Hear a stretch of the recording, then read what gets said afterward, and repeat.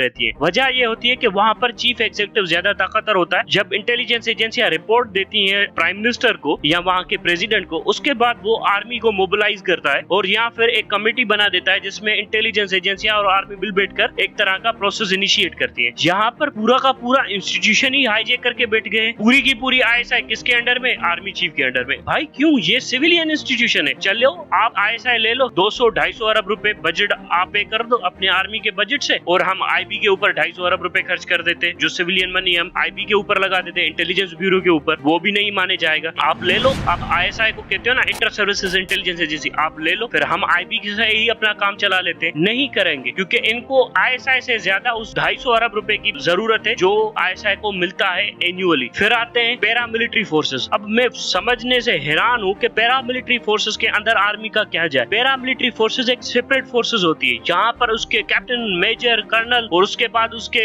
Generals तक सारे के सारे आर्मी से आ रहे हैं। मैं रेंजर्स की, FC की, लेवीज की और फ्रंटियर कांस्टेबलरी की बात कर रहा हूँ, सिंध और पंजाब दोनों रेंजर्स। सो ये यहाँ पर आर्मी का क्या काम जाता है? ये बॉर्डर सिक्योरिटी मैनेजमेंट की फोर्सेस होती है, और इल्ला माशाल्लाह ये सारी की सारी डिप्लॉयड भी विद इन कंट्री की हुई है। इनका काम होता है बॉर्डर को गार्ड करना। अब ये विद इन कंट्री क्या कर रही है? इससे मसला क्या होता है? जब 2019 में हमारे क्लैशेस बढ़ गए थे इंडिया के साथ, तो क्या वो ऑल ऑफ सडन रेंजर्स ने अपनी सारी की सारी पोस्टें छोड़ी कराची के अंदर और चली गई बॉर्डर के पास? ऑल ऑफ सडन पुलिस को ये रियलाइज हुआ कि रेंजर्स तो है ही नहीं, अब तो सारा का सारा सिस्टम हमने संभालना है। तो पुलिस को एक शौक लगा कि मुल्क भी अभी हमें संभालना है। अगर पुलिस को पहले से ही ज्यादा मजबूत किया जाता और रेंजर्स का सपोर्ट बार बार उसे ना दिया जाता, तो ये खुद ही अपने पांव पर खड़े होते, फिर इस तरह के शौक से तो ना गुजरते जिस तरह 2019 में गुजरे हैं। और किसी भी तरह की इंसर्जेंसी को कंट्रोल करने के लिए पुलिस ही बेहतर टूल होती है, मिलिट्री कभी भी बेहतर टूल नहीं होती। मिलिट्री एक कन्वेंशनल वॉर लड़ सकती है, काउंटर इंसर्जेंसी ऑपरेशन के लिए कभी भी मिलिट्री अच्छी नहीं होती। पूरी दुनिया में यही ट्रेंड चल रहा है। अब सब मुल्क अपने यहाँ से मिलिट्री को हटा रहे हैं और पैरामिलिट्री और पुलिस के थ्रू काउंटर करने की कोशिश कर रहे हैं। इंडिया भी अभी मिलिट्री हटा रहा है कश्मीर से और वहाँ पर पैरामिलिट्री और CRPF के थ्रू ही वो काम करने की कोशिश कर रहा है। अमेरिकन भी यही कर रहे हैं, पूरी दुनिया यही करे। यहाँ पर हमें ही बड़ा मसला है कि रेंजर्स में के अंदर आर्मी के ऑफिसर घुसाए जाओ। फिर ये 10% का कोटा मुझे समझ में नहीं आता, जनरल जिया ने दे दिया कि वो सिविल सर्विसेज में आ जाए। या तो आप आर्मी ज्वाइन करो या सिविल सर्विसेज ज्वाइन करो। जब आप आर्मी से सिविल सर्विसेज में आते हो तो ये क्या मसला है? उसके बाद आते हैं डेप्यूटेशन। हर इदारे में देखो डेप्यूटेशन में घुसने के चक्कर में लगे पड़े। भाई कितनी डेप्यूटेशन चाहिए आप? अब इनको फॉरेन सेक्रेटरी भी बना है, इनको फॉरेन एम्बेसडर भी बना है, तो फॉरेन एम्बेसी में जो सिविल सर्वेंट वाले कोर्स करके बैठे वो क्या झक मारे? वो क्या कर्नल बने या जनरल बने? ये अजीब ही बात है। सिविल सर्वेंट में आर्मी वाले सिविल सर्विसेज में आ सकते, तो फिर सिविल सर्विसेज वाले आर्मी में क्यों नहीं जा सकते? इन्हें भी जाने दो ना, ये भी जनरल बन जाएंगे, टैंके चलाएंगे, तोपे चलाएंगे, दोनों वे करो ना। तो इनको भी डेप्यूटेशन पे आने दो ना। नहीं नहीं नहीं नहीं नहीं, हमारे बंदे वहां जाएंगे, वहां के बंदे हमारे पास नहीं आएंगे। ये कौन सी बात है? अब मुझे तो लगता है आने वाले दिनों में ना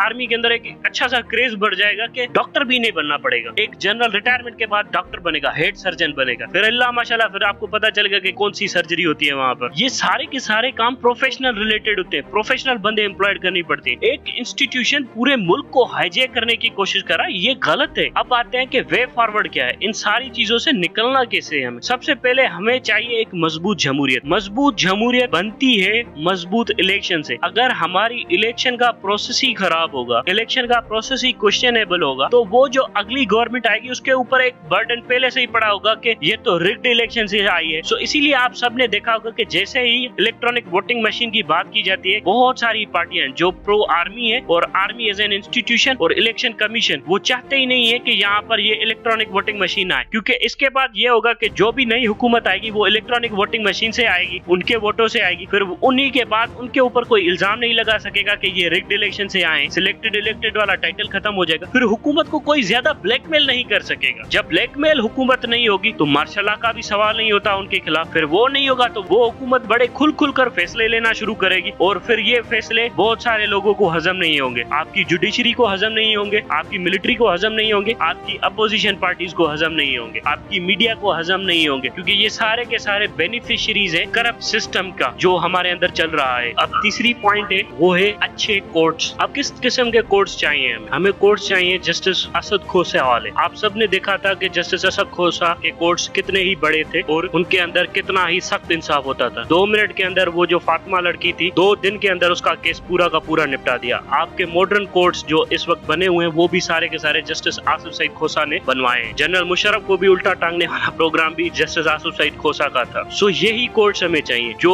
अपने आईनी हदूद के अंदर रहते हुए अपना अपना काम करे और किसी भी डिक्टेटर को लेजिटिमेसी ना दे। माजी में हमारी कोर्टें क्या करती रही है, किसी भी जनरल ने मार्शल लॉ लगा दिया, कोर्ट के कई जजों ने मिल बैठकर उसी को अप्रूव कर दिया कि हाँ भाई ये कानून भी बदल सकता है, ये असेंबलियां भी तोड़ सकता है, ये वजीर आजम को गिरफ्तार भी कर सकता है, क्योंकि 6-7 जजों ने मिल बैठकर ये फैसला दे दिया है सुप्रीम कोर्ट के। सो इस तरह के जजेस हमें नहीं चाहिए। हमें चाहिए जजेस जस्टिस आसिफ सईद खोसा जैसे, जो अपने काम ईमानदारी से कर सके और जो इंसाफ की सही माना में डिलीवरी देने पर बिलीव करते हो, और वो मॉडल कोर्ट्स में हमें दिख रहा है। सो इस तरह की हमें कोर्ट्स चाहिए और जुडिशरी चाहिए, और इंडिपेंडेंट और बड़ी मजबूत जुडिशरी चाहिए। उसके बाद आती है हमारे यहाँ फ्री मीडिया। अब मीडिया के अंदर भी बड़े कीड़े हैं, इस मीडिया को भी थोड़ा सा सीधा होना पड़ेगा। ये तो बड़ी आसानी से सिविलियन गवर्नमेंट के ऊपर चढ़ाई कर देते हैं, पर कभी जब भी किसी इंस्टीट्यूशन से सवाल पूछने की बात आती है ना, सर ये सर जी सर जो बोलेंगे मैं पूछूंगा और फिर बाद में बात भी नहीं करूंगा, इससे आगे ये बढ़ते ही नहीं है। बाकी सिविलियंस को देखो, ये कर दिया वो कर दिया, सब गलतियां तुम्हारी है, वो तो फरिश्ते हैं। ये कौन सी मीडिया है? ये जो बायस्ड मीडिया है या डबल स्टैंडर्ड वाली मीडिया, इसको भी खत्म होना ही पड़ेगा और एक फ्री और इंडिपेंडेंट मीडिया होगी जो आजादी से क्रिटिसिज्म कर सके किसी भी इंस्टीट्यूशन के ऊपर, जब वो इंस्टीट्यूशन अपनी रेड लाइन क्रॉस कर सके, और अपने ऊपर भी क्रिटिसिज्म करे, अपनी फ्रीडम के ऊपर भी क्रिटिसिज्म कर सके जब उस मीडिया के अंदर ब्लैक शीप्स आ जाए। इस तरह का मीडिया चाहिए हमें। अब आते हैं इकोनॉमी की तरफ। अगर हमारी इकोनॉमी मजबूत होगी, हर किसी को खाने पीने को होगा, तो सिविल अनरेस्ट बहुत कम होगा, जिससे मिलिट्री इंटरवेंशन का स्कोप भी बहुत ही कम होता जाएगा। हालांकि पाकिस्तान के अंदर मिलिट्री इसलिए नहीं आती कि लोगों की मुआशी मामलात को दुरुस्त करना होता है, उन्हें अपने सियासी मामलात को दुरुस्त करना होता है, इसीलिए आती है। ये भी एक अजीब सी मिथ बनी हुई है पाकिस्तान के अंदर कि मिलिट्री इसीलिए आती है क्योंकि लोग भूख से मर रहे होते हैं, लोगों की मदद के लिए फरिश्ते बनकर आते हैं। नहीं, उनके सारे के सारे अपने मामलात बिगड़ रहे होते हैं, इसलिए आती है। अयूब खान आया क्योंकि उसको इक्तदार चाहिए था, सिकंदर मिर्जा कमजोर था, उसको हटाकर वो आ गया, उसके इक्तदार की ख्वाहिश थी इसीलिए वो आया। फिर याया खान आया क्योंकि अयूब खान कमजोर हो चुका था, तो उसको हटाकर याया खान आ गया। याया खान को हटाकर भुट्टो आ गया क्योंकि याया खान कमजोर हो चुका था। और फिर जुल्फकार अली भुट्टो को हटाकर जनरल ज़िया आया, तो वो भी इसीलिए आया था क्योंकि वो चाहता था कि मैं इलेक्शन करवा लूं। फिर जुल्फकार अली भुट्टो की बातें सुनने के बाद उसने कहा